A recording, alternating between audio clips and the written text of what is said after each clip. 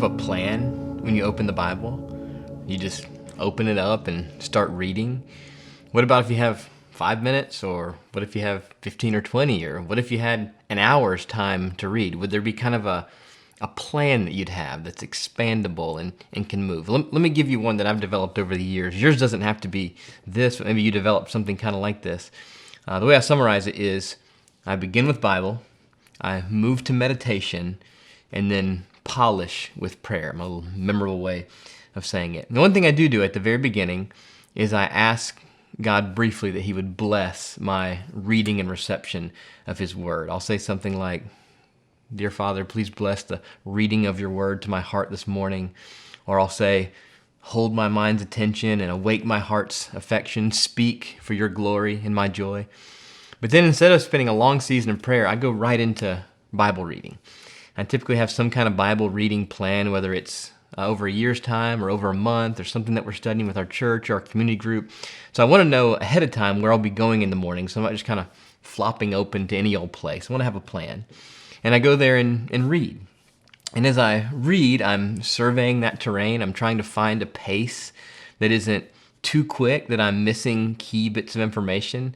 But at the same time, texts are written to be read, and there's a normal reading speed. And so Bible reading begins kind of at that normal reading speed. But one thing I'm looking to do along the way is to find a word or a phrase or a verse to really bore in on.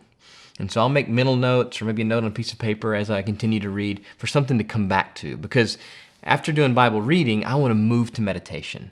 Meditation is where you linger over something and try to press that truth into your heart. Not just move forward in the Bible reading, but to stop somewhere, to linger somewhere, to meditate. And this is really the high point of daily Bible reading for me, to find a place to stop and linger and try to feel and experience that truth, not just read the truth. And then meditation serves as a beautiful discipline in terms of being a bridge discipline, or kind of a transition into prayer.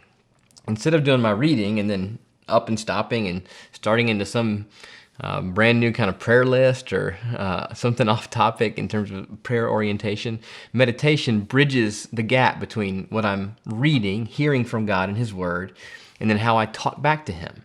It's a relationship. God speaks to us in His Word by His Spirit, and then we speak back to Him.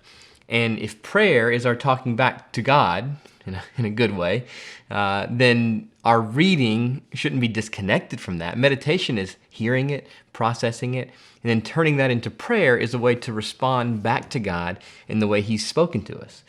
Instead of ignoring what He just said and starting onto our own tangential conversation, we hear what He said, we linger over it, we respond back to Him in prayer. And that's the kind of thing that you can expand to fill an hour or 90 minutes. You can shrink it way down to do just a 5-minute if there's a tight span. But maybe that's one way you would think of it, to begin with reading, move to meditation, and then to polish off your season of devotions or quiet time with prayer.